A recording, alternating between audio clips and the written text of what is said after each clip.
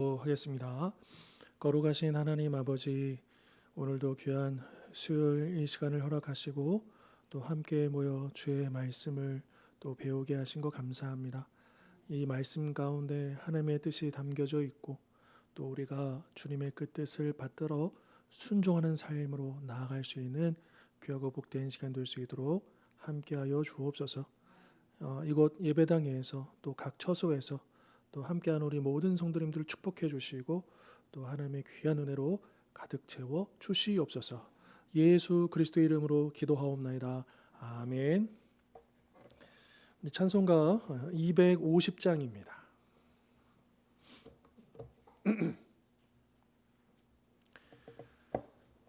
250장 구주의 십자가 보혈로 우리 같이 찬송하시겠습니다.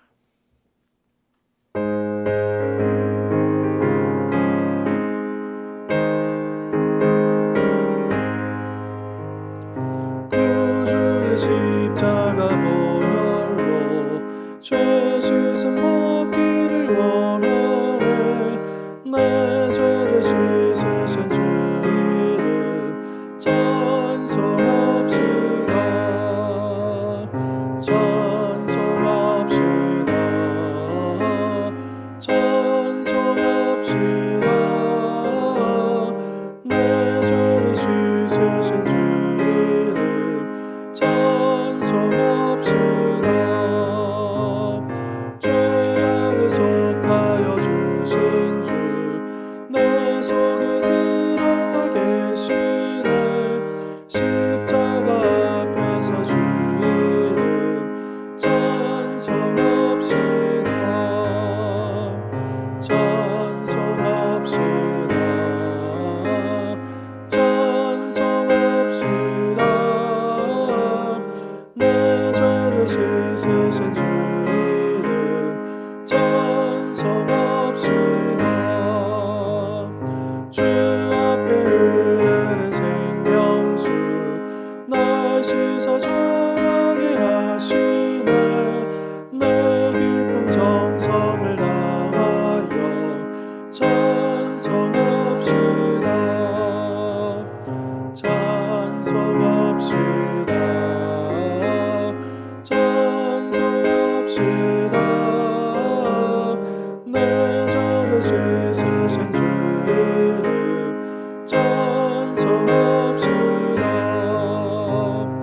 내 주께 회개한 영혼은 생명수 가운데 거졌네.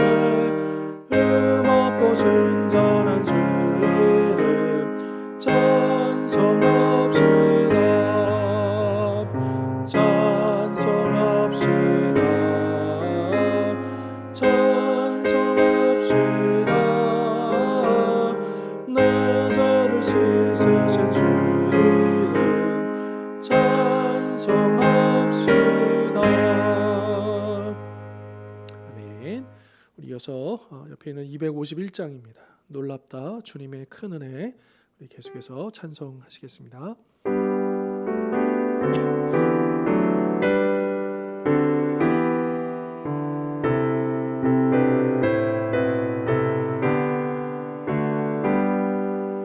놀랍다 주님의 큰 은혜. 우리의 죄를 속하시어 갈보리 십자가 위에서 어린 양 보혈을 흘렸네. 주의 은혜 우리의 죄를 다시 씻었네. 주의 은혜 우리의 죄를 다시 씻었네. 죄악은 성난 파도같이 우리 영혼을 위협하나. 헤아릴 수 없는 주의 시 십자가에서 보이셨네.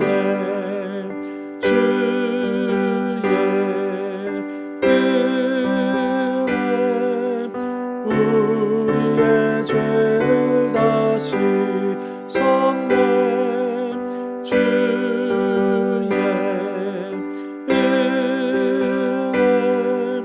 우리의 죄를 다시 섰네. 죄악에 물든 영혼들을 주께서 피로 씻으시네. 지금도 흐르는 그 피에 눈보라 너희의 씻으라. 주의 은혜 우리의 죄를 다시 섰네. 주의 은혜 우리의 죄를 다시 섰네. 비할 수 없는 그 은혜를 믿는 자에게 거저주네. 형제여 주 앞에 나와서 떠지지 말고 곧 받으라. 주의 은혜 우리의 죄를 다시 섰네. 주의 은혜 우리의 죄를 다시 섰네. 아멘. 오늘 말씀 시향성경 마태복음 28장입니다.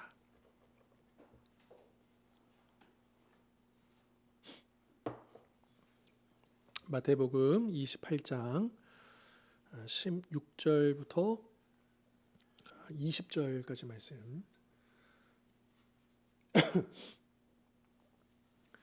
시작성경 52면입니다. 28장 16절로 20절까지 말씀 이제 한 절씩 교독하시겠습니다. 열한 제자가 갈릴리에 가서 예수께서 지시하신 산에 이르러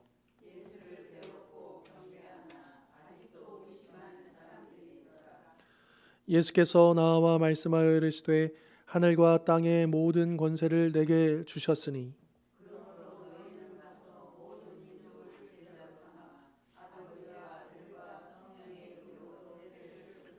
같이 읽겠습니다. 내가 너희에게 분부한 모든 것을 가르쳐 지키게 하라. 볼지어다 내가 세상 끝날까지 너희와 항상 함께 있으리라 하시니라. 아멘. 자, 오늘 이 말씀 이제 좀 살펴보기에 앞서서 이제 그 주일에 뭐 수요일하고 금요일은 그래도 좀 찬양할 때 박수 치는 거 좀 괜찮은데 주일에는 좀 안 치는 게 맞지 않나? 이제 그렇게 이제 물어보시는 분이 계셨습니다. 여러분 어떻게 생각하십니까? 박수를 치는 게 맞는 겁니까? 안 치는 게 맞는 겁니까? 네, 네, 네, 네, 네, 네, 네, 네, 네, 네, 네. 네, 네, 네, 네, 네. 하나님 앞에 영광을 돌리는 건데 기뻐서 박수 치는 거고 춤을 출 수 있는 거고 그건 하나님 앞에 하는 거지 사람 앞에 하는 게 아니에요. 네, 네, 네, 네, 네. 그냥 뭐 이거 좋냐 저거 나쁘다 이건 나는 네. 정할 수 없다고. 네. 일단 이제 이런 부분들에 대해서 우리 그 신약교회만 따지더라도 2000년 역사가 있잖아요. 그럼 2000년 역사 가운데 이런 문제가 없었을까요?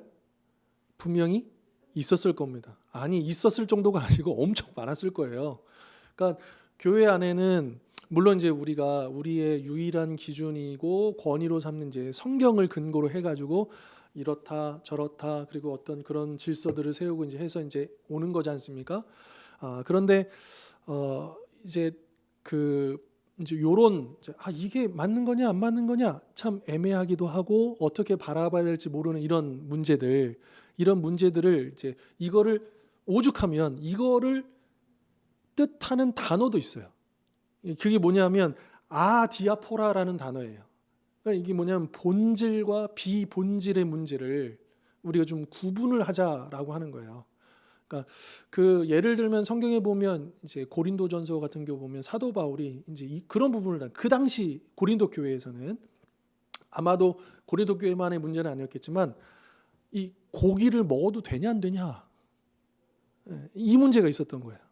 그러니까 오늘 우리한테는 별로 해당 사항이 없죠. 그게. 근데 이제 그 당시에는 이 고기를 먹어도 되느냐 안 되느냐 그게 왜 문제가 되냐면 그 당시 고기는 오늘날처럼 일반 정육점에서 유통하는 건 거의 없습니다. 그 당시에 고기를 먹기 위해서는 어떻게 하느냐? 이방 신전에서 제사를 드렸던 그 제물로 드려졌던 고기가 거기서 제사를 드리고 나와서 그 신전에서 다 소화할 수가 없잖아요. 그 많은 그 제물들을요. 그러다 보니까 그게 자연스럽게 일반 시장으로 유통이 되는 거죠. 그런데 문제는 어디서 발생하냐 하면 성도들 중에 뭐 어떤 성도들은 우리가 예수 안에서 자유를 얻었는데 뭐 이게 신전에 드려졌던 고기든 아니면 일반적으로 도축이 되었던 고기든 상관이 없다. 먹어도 된다라고 하는 사람들이 있었고 또 어떤 사람들은 이제 갓 예수를 믿기 시작했는데 자기가 이제 그 예수 믿기 전까지는 늘 항상 그 이방 신전 제사를 드리던 사람이었을 거 아니에요. 근데 이제 막 예수를 믿고 이제 이거는 다 과거로 이제 버리고 나는 이제 새롭게 하려고 그러는데 이 고기를 먹으면 또 과거로 돌아가는 거 아니야라는 염려와 이제 마음의 죄책감이 생기는 경우가 있을 수가 있잖아요. 그랬을 때 사도 바울이 뭐라고 얘기했을까요? 사도 바울이.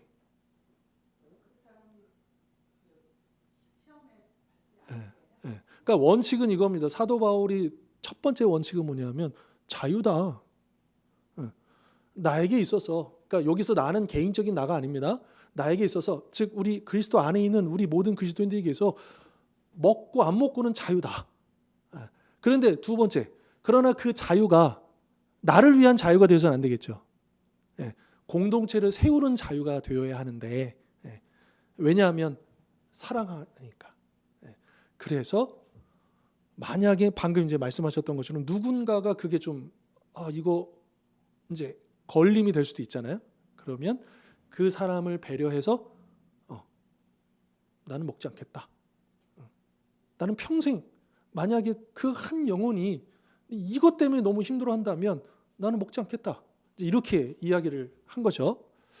그래서 이제 그 유럽에 보면 이제 교회 이제 많은 역사들이 있는데 유럽 17세기에 보면 아마 아시는 분도 계시겠지만 그 피비린내라는 전쟁들이 많이 있습니다. 그 가운데 30년 전쟁이라는 게 있어요. 그러니까 쭉 구교와 신교 간의 어떤 그런 갈등들. 그때 이제 그 독일의 그 신학자가 17세기 신학자가 뭐라고 얘기했냐면 본질에는 일치를, 비본질에는 자유를. 저는 마지막이 더 중요한 것 같아요. 모든 것에는 사랑을. 그렇게 우리가 바라보자라는 거야. 어떤 거에 대해서. 그러니까 이 박수 문제도 방금 말씀하셨던 것처럼 우리가 하나님을 찬양하고 이렇게 하는데 얼마든지 자유롭게 할 수 있는 거 아니냐. 이것도 맞는 말씀이고 또 어쩌면 이것이 대원칙일 수도 있겠죠. 그러나 또 어떤 분들은 오랫동안 그 다른 이제 모임은 몰라도 주일 예배는 우리 이제 특별히 우리 한국 교회 전통은 어떻습니까? 주일 예배는 더 특별히 경건하고 거룩하게 이제 그런 게들이 이제 약간 그런 정서가 남아 있잖아요. 그러니까 그거를 옳으냐 그러냐로 우리가 접근하는 게 아니고 우리의 문화가 한국 교회 문화가 그렇잖아요. 여러분 이거는요. 그 아프리카 교회 가면요. 이거는 꺼리도 안 돼요.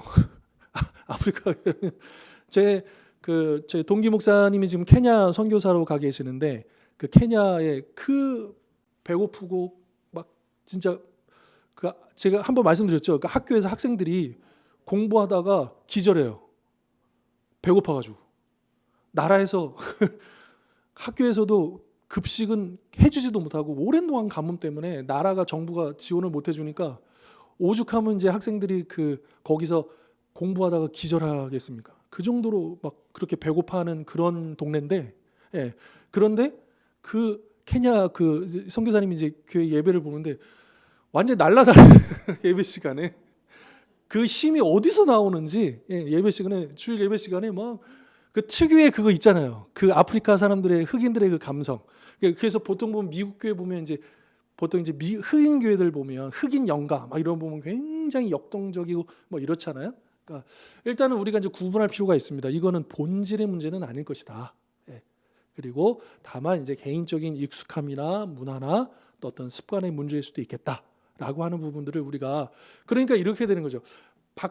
나는 박수를 치는 게 편하고 좋다고 생각하는데 그렇지 않는 사람들도 우리가 인정해줘야 되고 또 반대로 나는 좀 이게 좀 아니지 않는가 그런 것 같은데라고 하는 분들도 박수를 치는 사람에 대해서 왜 그럴까 또 우리가 이해할 수 있잖아요. 그러니까 그런 부분들을 서로 그래서 아까 보면 본질에는 일치를 비본질에는 자유를 그리고 뭐라고 했습니까? 모든 것에는 사랑을. 그러니까 사랑의 관점으로 우리가 풀어내면 아마도 비단 뭐 음식 문제라든지 뭐 박수 문제 뭐 이런 모든 걸 다 떠나서 우리가 풀어낼 수 있는 이게 성경적인 기준이 아닐까라고 하는 것을 말씀드리고요. 그리고 아까 이제 제가 얼핏 들었는데 이 추수감사주일이 왜 교회마다 다르냐 이 얘기를 하셨잖아요. 근데 엄밀히 말하면 추수감사주일은 교회력에 해당되는 절기가 아닙니다. 교회의 성경의 추수감사절의 근거될 만 굳이 따진다면 그 율법의 수장절, 오순절이 있겠죠. 예. 그러니까 아무래도 그런데 이 팔스틴 지역의 오순절의 그 시기와 오늘날 우리 시기와는 달라요. 이거는 기후도 다르고 추수하는 시기도 다르잖아요. 그러니까 이 추수감사주일은 솔직히 말하면 우리 한국교회에서 추수감사주일을 지킨 것은 어디로부터 영향을 받은 겁니까? 미국 교회한테 영향을 받은 거예요. 미국 선생님들한테. 그래서 미국의 그 유럽에 있던 영국에 있던 청교도들이 미국으로 건너가 가지고 그 땅에서 이제 첫 수확을 결실을 맺으면서 그 어려움 중에도 또 그 처음에 그 메이플라이어 호를 타고 그 청교도들이 수백 명이 넘어갔다가 절반 이상이 다 굶어 죽었다고 하죠. 첫 해. 그래서 그 살아남은 사람들이 그 감격 속에서 그 시작했던 게 추수감사절의 유래거든요. 그러니까 이게 뭐 그 구약 성경부터 있었던 절기도 아니고, 그리고 이것이 2000년 역사 가운데 초기에 초대교에 있었던 그런 절기도 아니고, 이 추수감사주일은 그 청교도라는 그 특정한 분들 그리고 미국이라는 특정한 어떤 지역 거기에서 출발한 절기예요. 그래서 이거는 이제 미국 같은 경우는 거의 같은 그걸로 정해져 있죠. 거의 제가 알기로는 거의 11월 땡스기븐 데이라고 해서 그 11월 그 특정한 주간이 정해져 있어요. 미국은 통일돼 있어요. 근데 이제 이것이 우리 한국 교회로 넘어오면서 이제 이거를 우리가 착각하면 안 됩니다. 이게 성경의 명령도 아니에요. 그잖아요. 성경에 근거한 어떤 절기도 아닙니다. 그러니까 어떤 우리가 뭐 유월절이라든지 성탄절이라든지 우리 신약교회가 전통주로 지켜던 절기가 아닙니다. 조금 결을 다른 거예요. 그러면 추수감사주일을 잘못됐느냐? 그것도 아니죠. 왜요? 우리가 1년 동안 한 해 우리에게 주셨던 그것들을 감사하면서 드리는 이게 왜 뭐가 잘못됐습니까? 잘못되지 않았죠. 그렇기 때문에 이제 이 추수감사주가 어떤 데서는 이날에 저날에 근데 대부분은 11월 셋째 주고 그런데 제가 볼 때는 보통 합동 측에서 11월 첫째 주로 많이 하는 걸로 제가 봤어요. 우리 통합 측은 거의 제가 볼 때는 제 기억에는 거의 없었거든요. 우리 통합 측은 거의 11월 셋째 주가 거의 고정적인 것 같고요. 합동 측에서 좀 이제 11월 첫째 주에 하는 부분. 근데 아마 제가 그냥 이건 제 개인적인 생각입니다. 왜 그랬을까라고 생각했을 때 12월 성탄절하고 11월 추수감사 셋째 주 12월 이게 너무 가까운 거 절기가. 그것도 고려의 대상이 되지 않았을까 싶고요. 그리고 오늘날에는 또 새로운 또 움직임도 있습니다. 우리가 한국식 추수감사주의를 지켜야 된다. 그러니까 미국하고 우리나라는 틀리잖아요. 이게. 그러면 우리 한국의 추수할 계절은 언제입니까? 추석이잖아요. 그렇지 않나요? 그러니까 우리 한국식으로 이 추수감사주일의 이 형식이 아니라 그 정신을 우리가 기린다면, 그렇잖아요. 우리가 이미 예수 그리스도 안에서 이 구약의 모든 말씀이 성취되었기 때문에, 그러면 구약은 버리는 거냐? 율법은 버리는 거냐? 그럴 수 없다 그랬죠. 그 율법이 오히려 그리스도 안에서 더 심화돼서 더 잘 발휘가 되어야 되는데, 그것은 뭐냐면 율법의 정신을 우리가 지키는 거죠. 그러면 우리가 하나님께 감사하는 절기를 어떻게 할까 고민하다가 또 어떤 교회들에서는 추석에 맞춰서 추수감사주의를, 그래서 이 지난 그 추석 주간에 추수감사주의 드리는 소수의 교회들도 있었습니다. 그러면 언제 하는 게 성경적인 거예요? 이것도 마찬가지예요.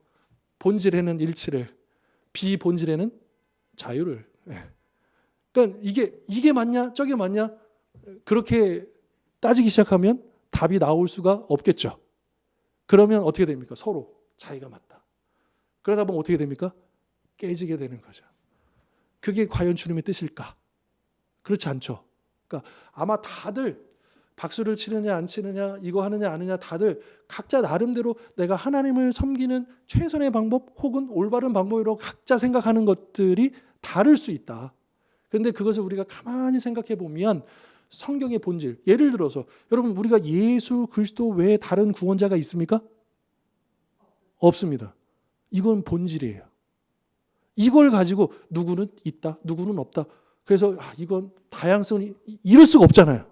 이거는 목숨 걸고 분명하게 지켜야 될 1차 교리, 우리 본질적인 문제죠. 하지만 그거 외에서는 우리가 굉장히 자유롭게 서로를 인정할 필요는 있되, 다만 그 자유가 나만의 자유가 되지 않도록, 그래서 공동체를 사랑으로 묶고 덕을 세울 수 있도록 그런 관점에서 접근해 나가서 지혜를 모으면 여러 차이점들을 좀 배려하고 양보하고 조금씩 저점을 찾아갈 수 있는 성경적인 태도를 우리가 가져야 한다라고 하는 것이죠. 그렇지 않겠습니까? 예. 여기에 대해서는 더 추가적인 설명이 없어도 다 이해가 되시겠죠? 예. 그래서 그런 부분에서 만약에 이건가 저건가 하실 때는 아마 대부분은 이런 내용들이 많으실 거예요. 물론 때로는요, 이 성경의 본질적인 문제를 가지고 고민하는 경우도 있을 수가 있습니다. 그때는 우리가 분명히 해야 되겠죠. 그러나 그 본질적이 아닌 부분에 대해서는 조금 더 열린 마음으로 상대방의 어떤 행동이나 차이나 이런 부분들을 우리가, 여러분, 이 예배 시간에 머리에 모자 쓰는 거 맞는 겁니까? 안 맞는 겁니까? 예배 시간에요. 네. 네. 네. 네. 네. 그러니까 원래는이란 말 자체가요, 이제 정확하게 얘기한다면 그냥 우리나라는 유교적인 정서상 그렇게 해 왔다라는 의미지, 그 원래라는 말이 원칙이라는 말은 아닐 것입니다. 미국 사람들은 어떨까요? 쓰냐 마느냐 물어보지도 않아요. 그 관심나도 아니에요. 이게 염색을 하느냐 마느냐. 여러분, 이 악기, 이거 드럼, 이거 맞는 겁니까? 안 맞는 겁니까? 그러니까요, 이게 굉장히, 그러니까 우리나라에 처음에 이것들이 도입될 때요, 엄청 말이 많았어요. 예배 시간에 과연 이런 현대 악기, 전자 장비를 들여오는 게 맞느냐 안 맞느냐. 그래서 제가 실제로 전임 전사했었던 그 교회에 좀 이제 40년 전통을 자랑하는 그 당시 그런 교회였는데, 그 장로님이 저 오르간을 발로 차버렸다는 거예요. 어떻게 예배당에 이런 걸 들여놓냐고. 오르간만 이렇게 해야 되는 거야. 피아노하고. 근데 사실 오르간도 교회에 들어오지 못했던 시절이 있었어요. 수백 년 전에. 감히 어떻게 오르간 같은 게 이런 게 예배당에 들어와? 그러니까 네. 그러니까 이게 그 각 시대, 지역, 문화, 어떤 이런 차이에 의한 것으로 우리가 봐야지, 이게 성경적으로 맞느냐 안 맞느냐 이렇게 돼버리면 굉장히 분열될 수밖에 없다라고 하는 거죠. 그러니까 그런 부분에서 우리가 지혜롭게 잘 분별하고 또 구분하고 또 그렇게 할 수 있었으면 좋겠고요.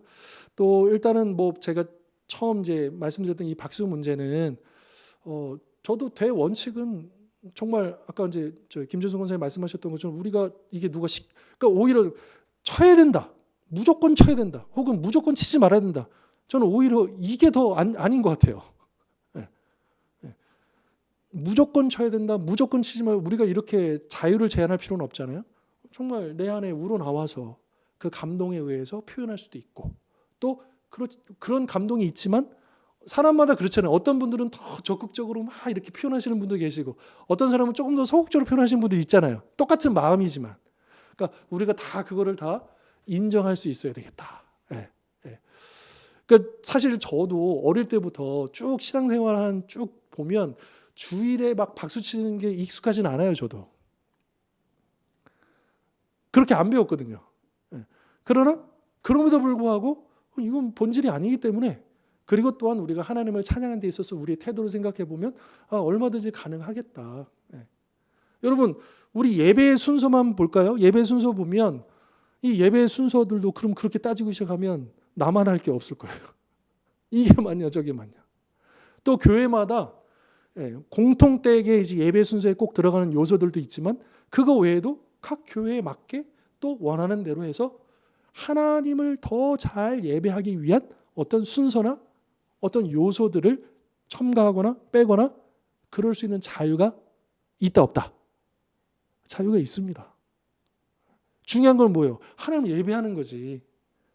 이렇게 예배해야 되고 저렇게 예배해야 되고. 물론 그럼에도 불구하고 하나님을 예배하는 데 있어서 너무 지나치게 하나님이 초점이 아니고 너무 사람들에게 맞춰준다든지 어떤 이제 그런 예배의 본질을 벗어나는 데 있어서는 우리가 주의를 기울여야 되겠지만 그것이 아니라고 한다면 얼마든지 자유롭게 이런 형식으로 저런 형식으로 그렇게 예배할 수 있어야 되지 않을까라고 하는 거죠. 근데 이제 교단들 보면 아무래도 좀 더 보수적인 교단일수록 그런 부분에서는 조금 더 자유가 조금 더 좁혀져 있는 것 같고요.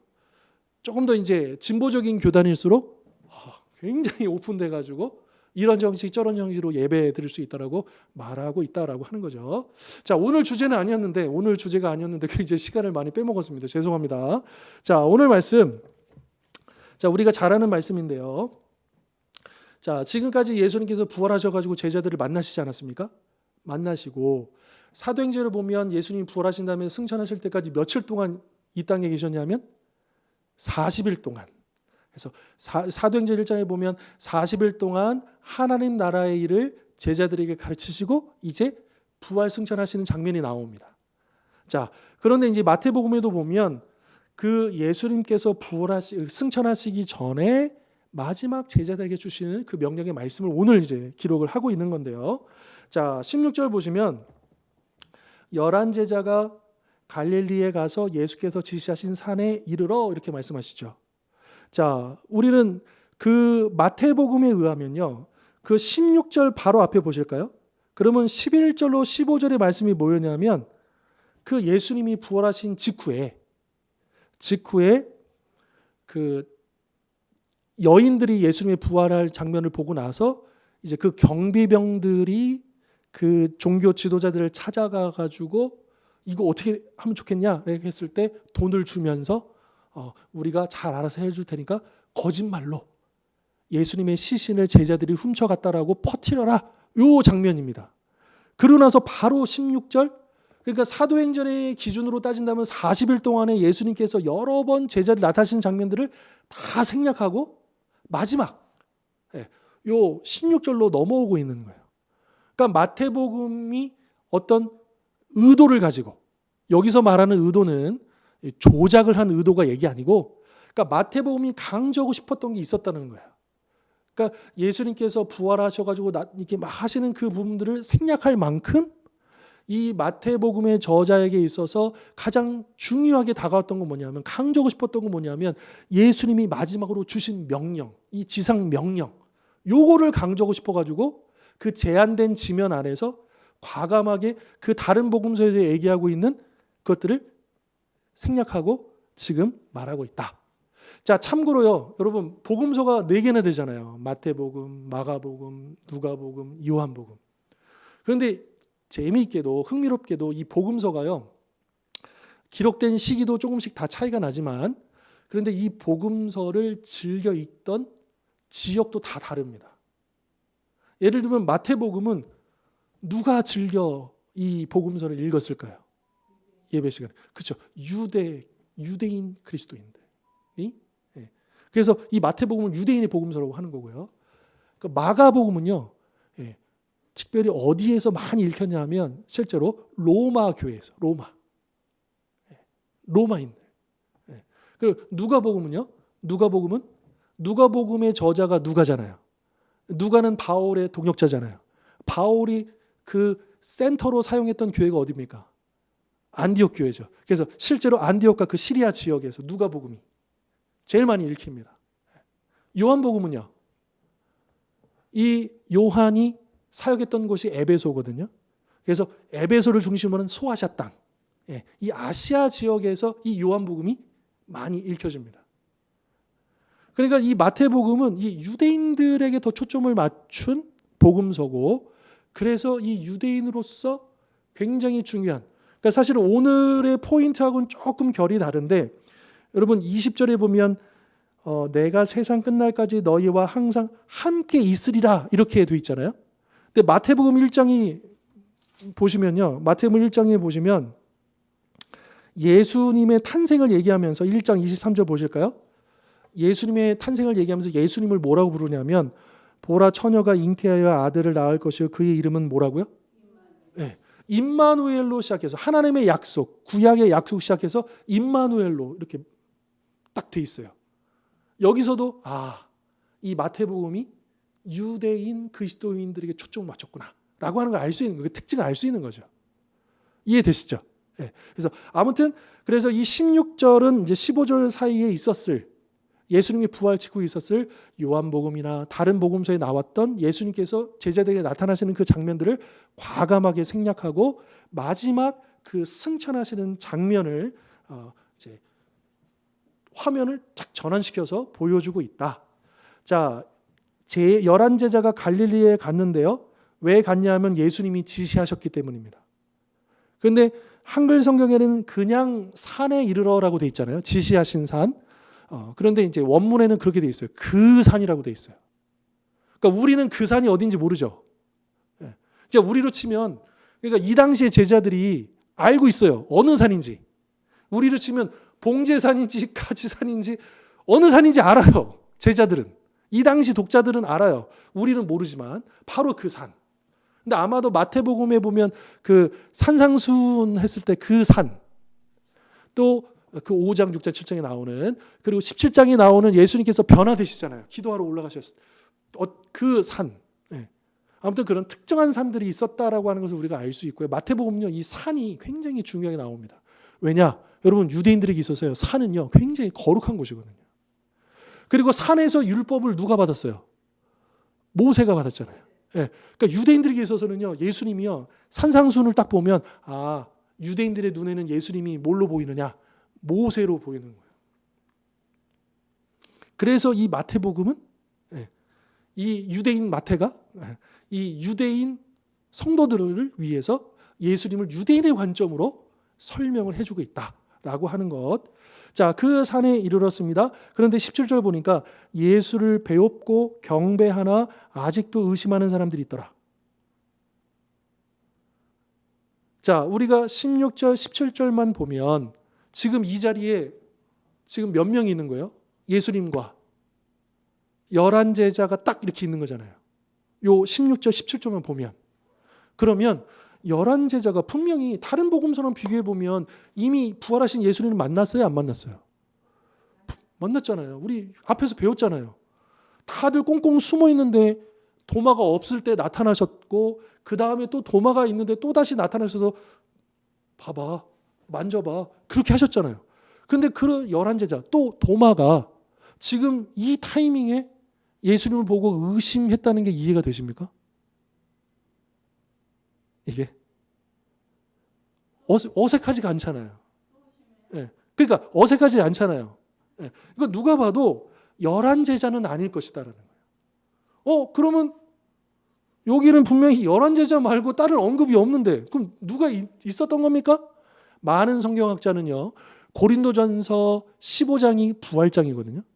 근데 고린도전서 15장 6절에 보면 사도 바울이 뭐라고 얘기하냐면 이 부활하신 예수님이 시몬 베드로에게도 나타나시고 12제자에게도 나타나시고 그리고 뭐라 그러냐?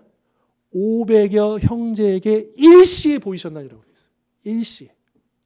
그러면 우리가 복음서와 다른 서신서를 통해가지고 500여 명의 형제들이 일시에 예수님을 만날 수 있는 어떤 공간이나 시간대를 한번 생각해 보십시오.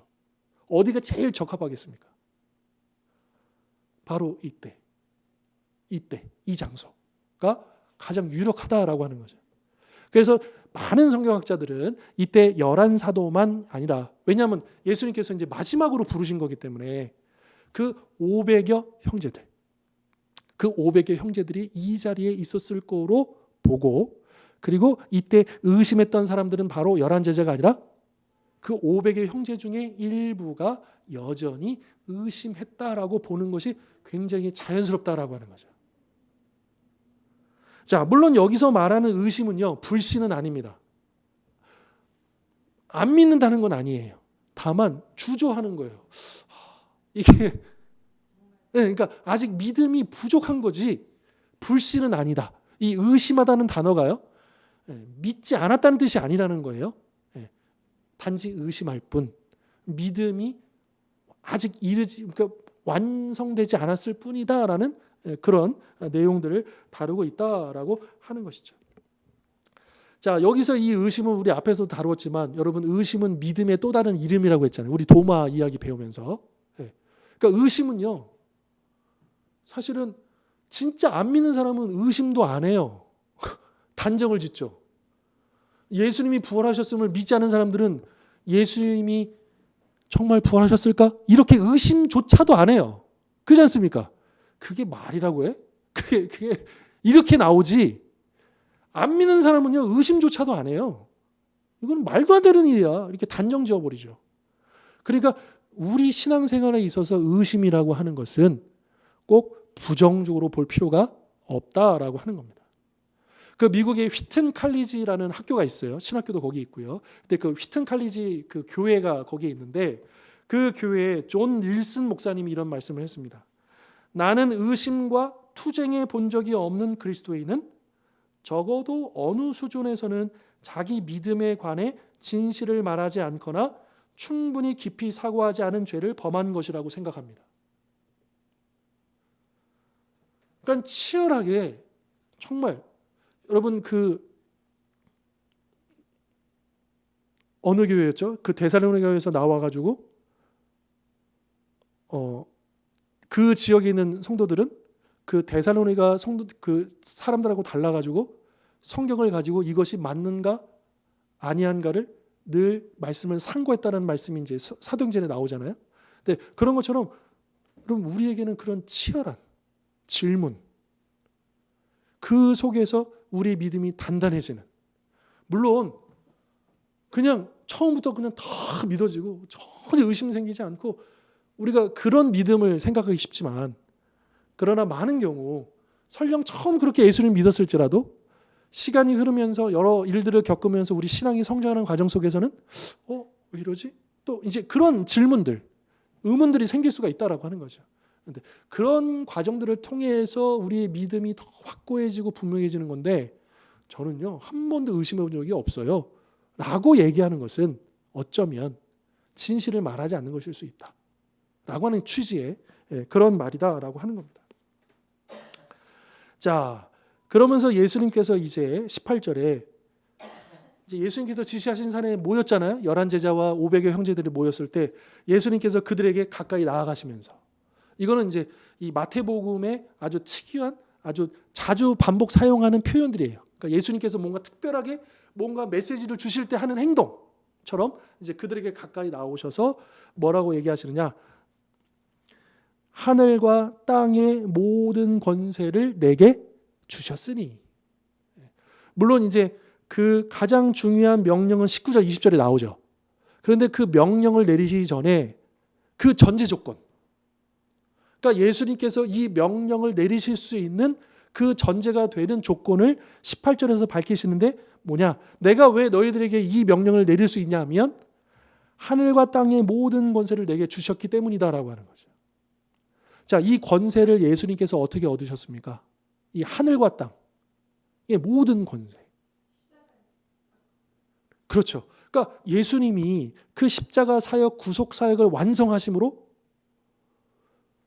하나님께서 예수님에게 그 모든 권세를 주셨다.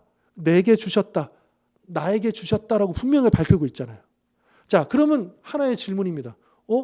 예수님도 하나님이신데 이미 예수님이 그 권세 갖고 계셨던 거 아니야? 여러분 어떻습니까? 이런 질문을 받는다면 이걸 어떻게 우리가 이해할 수 있을까요? 그냥 선입견 없이 그냥 순수하게 하늘과 땅의 모든 권세를 하나님 아버지가 나에게 주셨으니 이것만 읽어보면 그러면 마치 예수님에게는 이런 권세가 원래 없었는데 이제 지금 받았다라는 처럼 들리잖아요. 그런데 예수님은 100% 인간이시지만 또한 100% 하나님이시잖아요. 그렇죠? 하나님과 동등된 분이시잖아요. 그러면 예수님도 원래 이 권세를 갖고 계셨던 거 아니야? 라고 하는 게 당연히 나올 수밖에 없겠죠. 요거를 어떻게 우리가 해결할 수 있을까? 이거를 해결할 수 있는 방법은 뭐냐면 성육신입니다. 예수님이 원래 동등된 하나님이셨지만 성육신의 의미가 바로 여기 있는 거죠. 하나님으로서의 모든 권세와 능력을 포기하시고 혹은 제한하시고 인간의 몸을 입고 오셔서 마지막 그 십자가 그때까지 하셨다는 거예요. 물론 그럼에도 불구하고 그분은 십자가의 이 땅에서 공생의 사역 때 어떻게 되죠? 귀신으로 쫓아내시고 그런 권세는 있으셨죠. 나타내 보이셨죠. 그러나 겸손히 아버지 하나님에 순종하시고 본을 보여주시기 위해서 스스로 그 모든 권세를 안 하셨잖아요. 그럼 베드로가 칼로 그 대제사장의 종의 귀를 잘랐을 때 예수께서 뭐라고 하셨습니까? 내가 지금 당장이라도 12군단이라도 더 되는 천군 천사를 내가 불러 모아가지고 이거 물리칠 수 없겠냐 이거예요. 나 이미 그 권세가 있다라고 하는 걸 얘기해 주시는 거죠. 그러나 사용하지 않으신 거죠. 그러니까 아버지께로 맡겨드리고 인간의 몸을 입고 오셔서 그 모든 고난과 죽음까지 다 감당하셨죠. 우리를 살리시기 위해서. 이게 성육신 아니겠습니까? 그렇죠? 그런데 이제 십자가에 죽으시고 그 구속 사역을 부활하신 다음에 완성하신 다음에 그것을 이제 아버지 하나님께 돌려받으셨다라는 의미로 우리가 이해해야 된다라고 하는 거죠. 그리고 하나님께서는 이제 여기 나오는 권세는 그겁니다. 구원할 권세, 심판할 권세인 거예요. 근데 이 성육신 이전과 이후에 달라진 게 뭐냐? 성부 하나님에게 성자 예수님에게 다 이 권세가 있으셨는데 이 성육신 이후에 십자가 사건 이후에 구속의 사역을 완성한 이후에는 아버지 하나님께서 어떻게 하기로 하셨냐면 예수 그리스도를 통해서만 구원하시고 심판하시기로 한 권세를 그 권세를 예수님을 통해서만 발휘되도록 하신 차이점이 생긴 거예요. 이거 좀 어렵나요? 네. 그러니까 예수님께서 분명히 하나님으로서 이 모든 권세를 원래 갖고 계셨던 분이지만 성육신의 그 일들을 이루시기 위해서 아버지 하나님께 돌려드렸다고도 표현할 수 있고 스스로 제안하셨다가 그걸 완성하신 다음에 아버지께로 돌려받으셨다. 이제 발휘하시는데 차이점이 있다면 이제 앞으로는 이후로는 예수 그리스도를 통해서만 구원, 심판. 그러니까 구약에서는 어때요? 하나님, 그러니까 유대인들의 입장에서는 지금도 성부 하나님 그 한 분 하나님이 구원하시고 심판하시는 거잖아요. 그런데 예수 그리스도를 통해서 우리가 배운 건 뭡니까? 하나님 아버지께서 예수 그리스도를 통해서만 우리를 구원하시고 심판하신다라고 하는 것을 우리가 배운 거죠. 그러니까 유대인들하고 우리는 다른 거예요. 다른 믿음이에요. 같은 하나님을 우리가 믿는다 할지라도 그 하나님이 다른 하나님처럼 느껴지죠. 그러니까 유대인들이 알고 하나님을 잘 이해를 못하는 거예요. 하나님은 그 하나님이 맞는데 예수 그리스도에게 그 권세를 주셨다라고 하는 거예요. 그러니까 우리는 그것을 믿고 따르지만 유대인은 그걸 인정하지 않는 거죠. 자, 이렇게 모든 권세. 여러분, 이 세상에도요, 그런 얘기 쓰잖아요. 막 그 권력을 쥔 사람들을 뭐라고 합니까? 하늘도 나는 새를 떨어뜨릴 만한 권세가 있다 그러잖아요. 막 권력 서열 뭐 1위 하고 막 이렇게 그 시대마다 그 권력자들을 보면 하늘도 날아다니는 그 새를 떨어뜨릴 만한 권세라고 했는데, 그럼 예수님이 가지신 권세는 오죽하겠습니까? 하늘 나르는 새 정도가 아니죠. 이 온 우주를 한순간에도 사라지게 만들 만큼의 권세 아니겠습니까? 바로 그 권세를 가지신 분이 이제 19절, 20절에 명령을 내리신다.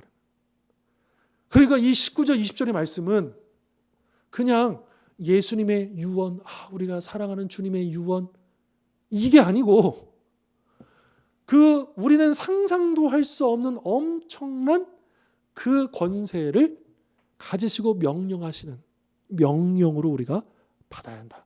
그래서 이 명령을 뭐라 그래요? 지상 대명령이란 말까지 쓰죠.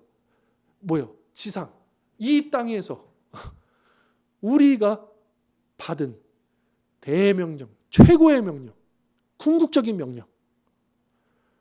그러니까 궁극적인 명령이라는 표현이 전 더 어울린다고 봐요. 왜냐하면 우리에게 주어진 사명은 이 궁극적인 이 19절과 20절에 나온 이 명령을 지키기 위한 작은 명령들이거든요. 어떤 사람은 직장인으로, 어떤 사람은 또 뭐 교사로, 어떤 사람은 사업가로, 어떤 사람은 목회자로, 어떤 사람은 이런 모양으로 다 부르심이 다르잖아요. 그렇지만 이 모두가 동일한 궁극적인 명령을 받았어요. 그게 뭐냐면 19절, 20절의 말씀. 그 중에서도 핵심은 뭐냐 하면 이겁니다. 19절에 여기 보면 한글로는 이게 잘 눈에 띄지 않아요? 근데 헬라어로 읽어보잖아요? 이게 딱 튀어나옵니다. 여기에 명령형 동사는 하나예요. 그게 뭘까요? 19절, 20절. 한번 보십시오. 그러니까 한글 성경으로는 이게 안 나와요. 자, 그러면 제가 힌트를 사지선다 해볼까요? 자, 가다.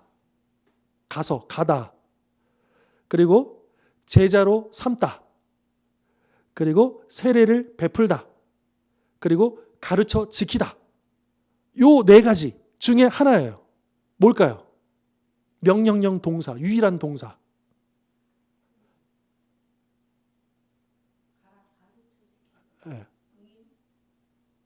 그러니까 한글로는 이 네 개가 다 동사처럼 보이거든요.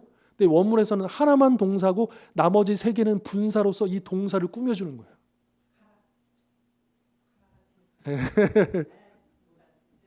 자, 그게 이제 사실 오늘 주제인데요. 예수님이 우리에게 주신 지상 대명령의 핵심은 바로 제자를 삼다입니다. 네. 근데 제자를 삼기 위해서 가는 것이고, 또 제자를 삼는 방법이 세례를 베푸는 것이고, 또 제자를 삼기 위해서 그들을 가르쳐 지키게 하는 것이죠. 그러니까 이게 한글 성경으로는 이게 잘 드러나지 않지만 원문 성경으로 보면 예수님이 어디에 지금 강조점이 있는가를 우리가 금방 알 수 있는 거죠. 그러니까 이게 우리가 성경을 해석할 때요, 우리가 조직 신학적으로, 교리적으로도 해석할 수 있습니다. 이 부분을요. 그러나 저는 성서학적으로 먼저 이 본문을 이해할 필요가 있다고 생각해요. 그러니까 이 원문에 이 문장, 이 명령에 있어서 핵심 문장이 뭐냐, 이거를 우리가 분명히 알아야 예수님의 의도, 그 명령의 의도를 우리가 알 수 있다라고 하는 거고요. 그런 면에서 제자를 삼다가 명령 동사고, 나머지 가고 세례를 베풀고 가르쳐 지키게 하다라고 하는 것은 그것을 꾸며주는 분사로서의 의미가 있다라고 하는 거죠. 자, 그러면 여러분, 하늘과 땅의 모든 모든 권세를 가지신 주님께서 우리에게 명령하십니다. 첫 번째로 가라는 거예요. 그럼 우리 어디로 갈까요? 네. 자, 예수님이 어디로 가라고 말씀하셨습니까? 어디로 가라고 되어 있어요? 모든 민족이잖아요. 네, 모든 민족. 네, 모든 민족에 가야 된다. 네. 그러니까 우리가 가야 할 곳은 저 멀리일 수도 있고, 그리고 바로 내가 있는 여기일 수도 있고. 그렇지 않겠습니까? 그렇죠. 그러니까 일단은 우리가 제자를 삼아야 되는데, 우리가 제자를 삼는 그 대상이 제한될 수 없다. 모든 민족. 여러분, 요즘에는 선교사님들이요, 예전제 개념으로는 무조건 나가야 되잖아요. 해외로. 왜냐하면 우리나라에서는 해외로 가야 그 다른 나라 사람들을 만날 수 있기 때문에. 근데 오늘날은 어때요? 지금 현재 우리나라에 수백만 명의 이주 노동자, 또 결혼 이주민들, 그러니까 다문화 가정들이 많아졌어요. 굉장히 많아졌습니다. 그러니까 나가서는 물론이거니와 나가지 않더라도 우리나라 안에서도 이 모든 민족을 만날 수 있다 없다? 있습니다. 이렇게 바뀌고 있는 거예요. 그러니까 우리가 그런 변화들, 이런 거에 따라서 선교의 전략이나 선교의 방법이나 이런 것들도 바뀌어야 되지 않겠습니까? 그죠? 그러니까 꼭 비행기를 타고 저 멀리 가야지만 선교사님이고, 여기서 하시는 분들은 선교사가 아니고, 이런 개념은 없어진 지 아주 벌써 이미 오래됐어요. 이미 오래됐어요. 그런 개념은 요즘에는 통하지 않아요. 전통적인. 그리고 이미 또 선교사 하면 여러분 우리가 생각했을 때 다 이제 신학하시고 목회자인 경우만 선교사고, 그렇지 않고 그냥 일반 직장인으로서 혹은 일반 성도로서 그분들은 선교사고, 이런 개념도 없어진 지 아주 오래됐습니다. 왜냐? 목회자, 그러니까 이런 이 목회자의 신분으로 들어갈 수 없는 지역이 너무 많아요. 비자가 안 나와요. 물론 어느 아주 자유로운 나라에서는 목회자의 신분으로 비자를 받을 수 있습니다. 그러나 대부분 지금 복음이 안 들어가 있는 지역은 어때요? 목회자의 신분으로 가져갔다는 아마 붙잡힐걸요. 당장 쫓겨나고 추방당할걸요. 그러니까 목회자들도 무슨 신분으로 가느냐? 일단은 제일 처음에 들어갈 때는 학생으로 갑니다. 학생으로. 제일 접근하기 쉬운 게 뭐냐면 그 나라의 학교. 그래서 그 나라 언어를 배우는 학생 신분. 그래서 어차피 선교사님들이 그 지역에 들어가서 복음을 전하기 위해서는 언어가 필요하잖아요. 그래서 저도 그 1년만 동안 중국에 갔었을 때, 제가 중국어를 잘해서 중국에 간 게 아니거든요. 거기에 사람이 필요하다고 해서 헌신해서 갔는데, 근데 가서 하려고 그러면 말을 해야 되니까. 그래서 선교 지침이 뭐냐면 아파서 죽더라도 교실에서 죽어라. 그래가지고 매일매일 월요일부터 금요일까지 4시간씩 수업을 해요. 랭귀지 스쿨에서. 그래서 저는 선교사의 어떤 목적과 그 학생 선교사 신분으로 그렇게 갔지만, 그 중국 안에서는 저는 유학생, 언어 유학생으로 들어가서 거기서 비자를 받고, 그 학생 비자, 그게 제일 쉽게 나오거든요. 1년짜리 비자를 그 당시 받을 수가 있었어요. 그러니까, 그리고 그 중국 같은 경우는 비자만 받으면 안 돼요. 이제 비자를 받고 들어가면 거기 내가 이제 거주하는 곳 있잖아요. 거주하는 지역이나 그 기관에 거주증이라는 것도 받아야 돼요. 공안에 가가지고 제가요 이 비자 받고 들어왔지만 제가 여기서 지낼 겁니다. 이거를 인증해주는 뭐가 있어야 공안에서 그걸 또 도장을 돈 또 내야 돼요. 그러니까 그렇게 2중 3중으로 제한을 하기 때문에 오늘날에는요, 목회자가 들어갈 수 있는 선교지는요 굉장히 제한되어 있어요. 목회자도 갈 수 있는 곳은요 이미 선교사들이 많이 있는 곳이고요. 자, 이 선교의 개념들, 가라라고 하는 것, 이 모든 민족으로 가라라고 하는 것, 모든 민족을 대상으로 이 복음을 전해야 될 것인데, 이 개념들이 굉장히 많이 바뀌고 있다. 지금도 여러분, 우리 협력 선교사님 중에 장풍환 선교사님 계시잖아요. 장풍환 선교사님도 중국에서 추방당했죠. 그러니까 원래는 그 혈액암 그것 때문에 나오셔서 안식년 어쩔 수 없이 안식년으로 이제 1년 동안 치료받고 계셨는데 거기에 그대로 다 그리고 코로나가 딱 되면서 들어갈 수조차 없게 됐어요. 비자도 안 나오고. 그러니까 그 전에 저기 어디죠? 그 티벳 위에 신장 위구르 거기에 10년 동안 했었던 거 하루아침에 그냥 다 뺏겼어요. 10년 동안 거기에 저기 미용실 거기 했던 거 하나도 건들지도 못하고 그대로 해서 다 중국 정부가 다 가져갔어요. 그리고 이제 저기 서안에 가가지고 새롭게 또 거기서 막 하셨는데 또 싹 이렇게 돼버리셨어요. 그리고 나서 이제 지금 무슨 사역을 하시냐면 경기도 저 수원 근처에서 거기 수원 그쪽에 보면 여러 대학교들이 있거든요. 아주대학교, 경희대학교, 뭐 대학교가 아닌 경기대학교 그런 데가 있는데 거기가 대학들이 많이 근처에 있어요. 그래서 거기에 있는 중국 유학생들, 그 중국 유학생들을 대상으로 교회를 개척해가지고 그 유학생들과 함께 신앙생활하고 제자화하고 그 일을 하시는 거예요. 그러니까 장소만 한국일 뿐이지 선교 사역을 하고 있는 게 맞죠? 네. 그러니까 그런 시절인 거예요. 지금은 그게 가능한 시절이고 또 그렇게 하고 계시다라고 하는 거고요. 자, 그러면 여러분 더 질문을 좁히십시다. 나는 어디로 가야 될까요? 우리 권사님도 나는 어디로 가야 될까요? 지금 당장 짐 챙겨서 어디 가라는 말씀일까요? 어떻게 우리가 이걸 적용할까요?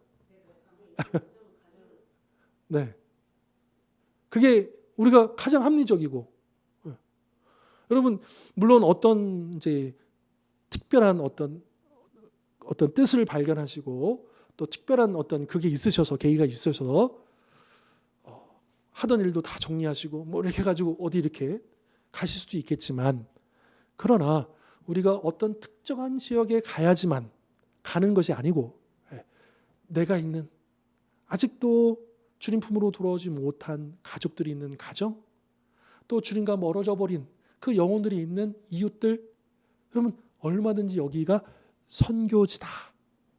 그래서 제가 이 말씀도 드린 적이 있습니다.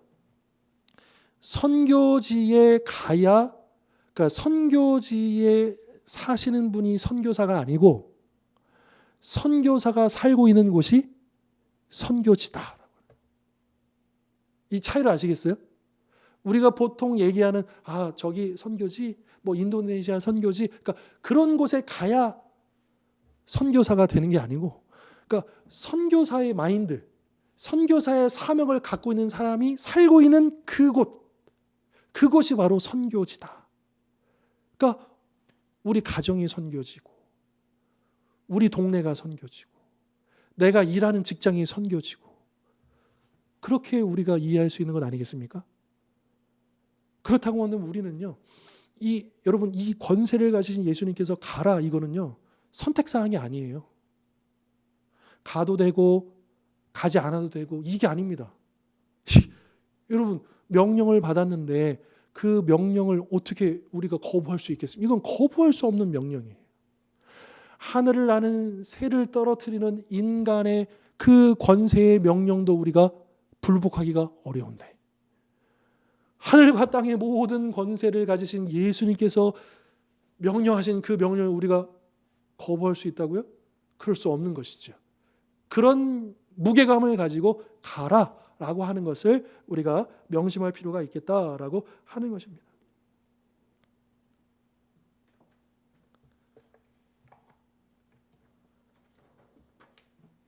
그리고 우리가 가야 할 이유는 이겁니다. 여러분 한 영혼이 예수를 믿고 구원받을 때 거의 99.99%는 그냥 혼자 있다가 나 예수님 믿어야지 이렇게 예수님 믿는 경우 있을까요? 그런 경우 거의 없어요. 누군가가 있습니다. 나와 같은 누군가가 있는 거예요. 분명히 그 영혼은 주님만이 구원해 주실 수 있어요. 우리가 구원시킬 수 있어요, 없어요? 없습니다. 그러나 그 영혼을 하나님만이 구원하실 수 있는데 그 영혼을 구원하실 때 누구를 사용하신다는 거예요? 나를 사용하신다는 거예요. 이게 중요한 거예요. 그렇기 때문에 우리가 가야 한다. 그러니까 내가 바로 구원의 도구가, 통로가 되어야 한다라고 하는 것이죠.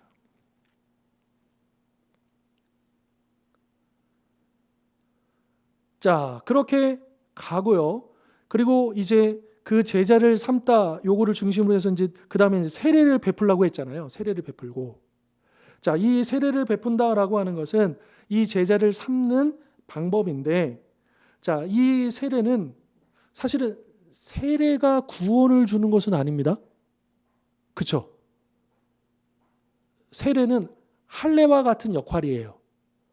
그건 내가 구원받았다는 것을 공표하는 거지. 세례를 받았다고 해서 세례 자체가 우리에게 구원을 주는 것은 아니다. 그러니까 여러분, 세례를 안 받았다 하더라도 구원받을 수 있다 없다? 받을 수 있다. 다만 그러나 진정한 구원받음을 우리가 드러내기 위해서, 그렇잖아요. 드러내기 위해서 세례를 받아야 된다라고 우리가 그렇게 권면하고 그렇게 가르치고 인도하고 있는 것이죠. 그러니까 세례의 역할은 그거라는 거예요. 세례가 우리에게 구원을 주는 게 아니다. 근데 가끔씩 그런 분 계시는 거예요. 세례 안 받았어요? 구원 안 받은 것처럼. 이제 잘못 이해하시는. 물론 난 구원 받았으니까 세례 안 받아도 돼. 이게 옳다라는 건 아니에요. 이거를 권장한다는 건 아니에요. 절대로. 만약에 그 사람이 정말로 진정으로 회심하고 구원했다면요, 그 사람은 당연히 세례받기를 원할 거예요. 내가 예수님을 사랑하게 되었는데 나는 예수님을 사랑한다는 것을 공표를 못한다? 안 한다? 이건 말이 안 되는 거잖아요. 그러니까 세례는 그런 의미가 있다라고 하는 거고, 그래서 이 베드로가 오순절 때 첫 번째 설교를 하잖아요. 설교를 할 때 뭐라고 하냐면 이렇게 합니다. 너희가 회개하여 각각 예수 그리스도의 이름으로 무엇을 받고? 베드로가 이 말씀을 그대로 순종하고 있어요. 그 사람들에게 그냥 예수님 믿으세요 이렇게 하지 않고요. 회개하십시오. 그리고 예수 이름으로 세례를 받으십시오. 그리고 그 사람들 3,000명이 그날 회심했잖아요. 사도행전을 읽어보면 이 3,000명이 회심한 사람들과 함께 뭘 했냐 하면 날마다 사도의 가르침을 받고 성도들이 교제하면서 성전에 가서도, 집에서도, 성전에 가서는 함께 모여, 집에서는 각각 구역별로 나눠서 그렇게 해서 날마다 말씀과 교제와 찬양과 기도가 어우러지는, 그래서 초대교회가 성장하게 되는, 제자로 발돋움하는 것들을 보여주고 있는 거죠. 그러니까 사도행전은 예수님의 제자들이 예수님의 명령을 어떻게 따르고 있는가를 그대로 보여주고 있음을 우리는 알 필요가 있겠다라고 하는 것입니다. 자, 그리고 그 다음이 이제 가르쳐 지키게 하라라고 하는 거잖아요. 그럼 왜 가르쳐야 하느냐? 가르침의 목적이 뭡니까? 지킴. 왜 우리가 말씀을 가르쳐요? 우리가 말씀을 왜 배워요? 그 말씀대로 살기 위해서. 여러분, 우리가 수요일 날에 이 시간에 이 말씀을 왜 배웁니까? 이 말씀대로 순종하기 위해서 배운다. 그런데 정체성은 뭐냐? 우리가 제자라고 하는 정체성. 그러니까 교회의 사명은 분명합니다. 교회의 궁극적인 사명은 제자를 삼는 겁니다. 그런데 이 제자를 삼기 위해서 여러 방법들이 필요해요. 가야 되고, 세례를 베풀어야 되고, 가르쳐 지키게 해야 되고, 그거 외에도 여러 가지 것들이 있을 수 있겠죠. 그러나 교회가 놓쳐서는 안 되는 것, 교회는 계속해서 영혼들을 제자를 삼아야 된다. 그러면 여러분 그런 말 들어보셨죠? 제자화. 요거는 학문적으로도 규정되어 있어요. 제자화가 뭐냐? 혹시 제자화는 뭐라고 생각하십니까? 제자화. 이 성경이 말씀하시는 제자를 삼다가 어떻게 우리가 설명할 수 있을까요? 제자. 자, 일단 이렇게 생각해보세요. 내가 있고요. 그러면 이 말씀의 명령에서 내가 가서 복음을 전해서 그렇게 제자를 삼을 수 있잖아요. 그러면 내가 있고 이 제자가 있고요. 그러면 제자화는 뭐냐면 내가 이 제자를 삼았는데 이 제자가 또 다른 제자를 삼을 때까지, 그러니까 믿음의 3대가 이어지는 것, 그거를 제자화라고 얘기합니다. 이거 어려운 개념 아니시죠? 그러면 이거를 우리에게 적용해 보자는 거예요. 우리에게 질문을 던져야 된다는 거예요. 여러분, 우리가 이 명령에 순종해야 된다고 하는 것, 우리가 제자를 삼아야 된다는 거 여러분 다 동의하시죠? 이게 예수님의 명령, 지상 명령이기 때문에 우리가 여기에 순종해야 되는 걸 다 동의하시죠? 네. 그렇다고 한다면 질문은 이거죠. 지금 우리가 제자를 삼고 있느냐? 제자화, 그러면 내가 제자로 삼은 그 사람이 성장해가지고 또 다른 사람을 제자로 삼을 수 있을 만큼 그 제자를 내가 세워가고 있느냐?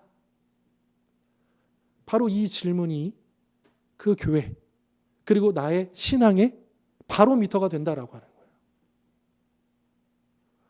그 교회에 몇 명이 모였느냐? 예산이 얼마냐? 이거는 별로 중요하지가 않아요. 그러니까 저도 지금 기도하면서 좀 됐어요. 하나님께서 저에게 주셨던 이제 마음이 있는데 기도를 계속하고 있는데 아마 연말 거쳐서 내년에는 조금 해보려고 해요. 저에게 주셨던 그러니까 이 제자화랑 상관이 있어요. 저는 그냥 우리 솔직히 말씀드리면 우리 성도님들, 우리 권사님들 이미 이제 나이도 이만큼 되셨고 여기서 더 이상 뭐 하시는 것도 좀 쉽지 않으실 것 같고 그래서 저도 막 내가 그냥 저 혼자 설레발치고 이거 어려울 거야, 뭐 할 거야 자꾸 제한을 제 스스로가 많이 두었던 것 같아요. 그런데 아니 되겠다. 하나님이 나에게 물어보신다면 너 좀 목회 잘하고 있냐? 그러면 그거를 무슨 기준을 가지고 하나님이 나를 평가하실까? 이 목회를 평가하실까? 야, 여기 몇 명 모였느냐? 하나님 이거 물어보실까요? 저는 아니라고 생각합니다. 이 말씀을 근거로 한다면 하나님 그거 물어보실 거예요. 이 주원교회 제자가 몇 명이죠? 지금 이 제자화를 이루고 있느냐? 주님은 이걸 물어보실 것 같아요. 이게 중요한 기준이 될 것 같아요. 이거는 비단 저만이 아닐 겁니다. 우리 성도님들은 한 분 한 분에게 주님이 너 신앙생활 잘하고 있어? 내 명령 잘 따르고 있어? 라고 질문하실 때 그 질문하실 거예요. 제자를 삼고 있느냐? 물어보실 거예요. 물론 이 일이 쉽다는 건 아닙니다. 네.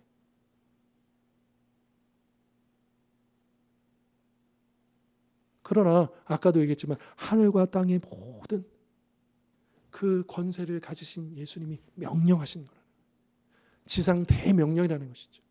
우리가 거부할 수 없는, 받들지 않을 수 없는 명령이라는 것이죠. 교회가 반드시 감당해야 될 포기할 수 없는 사명이라는 것이죠. 물론 이런 차이는 있을 수 있어요. 그 제자를 삼는 데 있어서 내가 해야 될 역할이 다를 수는 있어요. 그렇지 않겠습니까? 어떤 분들은 그 은사에 따라서 기질에 따라서 여건에 따라서 그 교회가 제자 사역을 하는 데 있어서 이런 모양 저런 모양 차이는 있을 수 있겠죠. 근데 중요한 것은 우리가 다 그 일에 어떤 모양으로든 참여하고 있는가? 그 일에 집중하고 있는가? 이게 중요한 것 아니겠습니까? 그렇다고 한다면 우리 주원교회도 여러분 이제 우리가 10주년 준비하고 있잖아요. 근데 이제 저도 이제 이거를 좀 더 구체화시켜 나갈 건데 기도하고 있고요. 그런데 저는 이 10주년을 준비하면서 우리를 쉽게 말하면 우리가 다시 새롭게 개척한다는 마음으로 이거를 저는 준비하고 싶은데 그러면 다시 새롭게 우리가 출발한다는 그 관점에서 그러면 교회의 본질이 무엇인가? 여러분 우리 교회의 비전이 이거 여러분 하나님의 뜻이 이 땅에 이루어지는 것 하나님 나라이잖아요. 그러니까 예수 그리스도의 제자들이 가져야 될 그 비전인 것이죠. 그러니까 우리 교회에 있어서 뭐 시스템이 달라져야 되고 뭐가 달라져야 되고 이게 아니고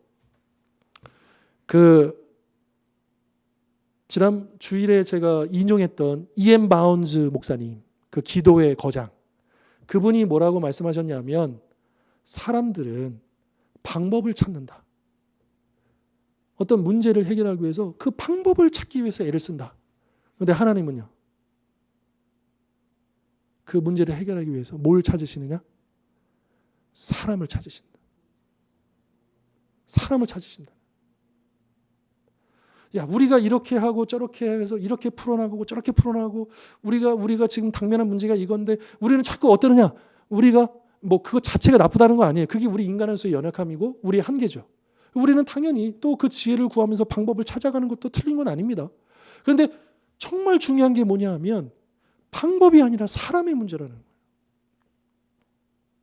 우리 주원교회 성도님들 한 분 한 분. 우리 한 사람 한 사람의 문제라는 거예요. 우리의 장소의 문제도 아니고 어떤 환경의 문제도 아니고 우리가 다시 한 번 더 생각해 보면 하나님의 눈으로 바라보면 어쩌면 이 문제는 이 한계는 사람에 달려있는 것 아니겠는가. 그래서 우리가 일반 사람들처럼 방법만 찾아가는 것이 아니라 하나님의 눈으로 그 사람들을 우리가 찾고 그 사람들을 세우고 그 사람들을 예수의 제자로 만드는 것. 이것이 우리 교회가 집중해야 될 일들. 우리가 감당해야 될 사명으로 저는 믿습니다. 그리고 이 일들을 위해서 이제 앞으로 그렇다고 너무 부담스러워하시거나 걱정하지 마십시오. 제가 막 뒤집어 엎고 막 이러지는 않으니까 너무 염려하지 마시되 그러나 여기에 마음을 모아주십시오.